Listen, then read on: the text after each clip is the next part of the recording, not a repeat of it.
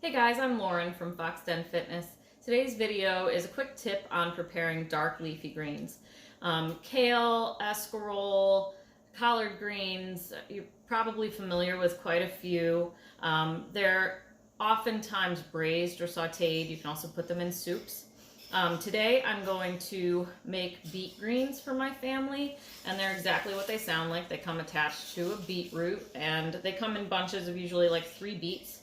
They're less than $4 for the bunch. And the nice thing about these beet greens, well, there's several nice things, but one is that you get 2 vegetables in one purchase. So you're really, for less than $4, getting 2 different meals worth of vegetables. The beet greens don't taste anything like a beet. So if you're not a big fan of beets, you could always lob the root off and, like, I don't know, give it to your friends or neighbors, and they'll think that you're nice, but you're really giving them your garbage. But it's the thought that counts. So I don't know, go for it. But the nice thing about greens is that they often are high in vitamin K, calcium, vitamin A, sometimes iron. There's a little bit of iron, a little bit of protein. These beet greens they have sort of like a cabbagey flavor like kale, but they cook down a little bit more, like a little easier than kale or collard greens. It's like if you took collard greens, kale, and spinach and they had a baby. So it cooks down a little bit easier, but not as much as spinach. I'm going to braise them. So the trick to greens, in my experience, is that you need fat. So my fat today is going to be olive oil, but in something like collard greens, for instance, you might use pork or turkey necks or something like that. You need something spicy. I'm going to use pepper flakes today. And you need some acid of some sort, vinegar, lemon. I'm going to use lemon.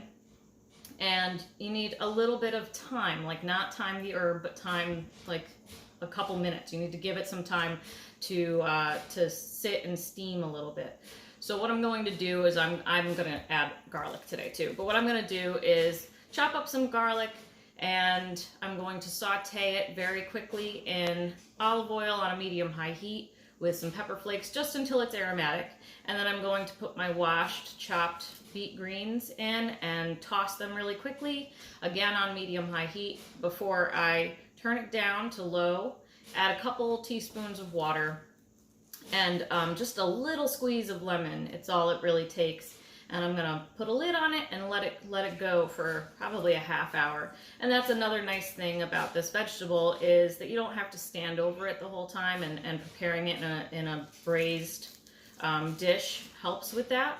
So while my greens are braising, I can prep other parts of my dinner. I can make my daughter's school lunch for tomorrow, and you know, get on with my night. It's a rainy, dreary night, so I'm going to put my comfy home sweatpants on. They're hideous, but that's how I'm rolling. So I hope you're all wearing your comfy home sweatpants, and maybe you'll give this recipe a try.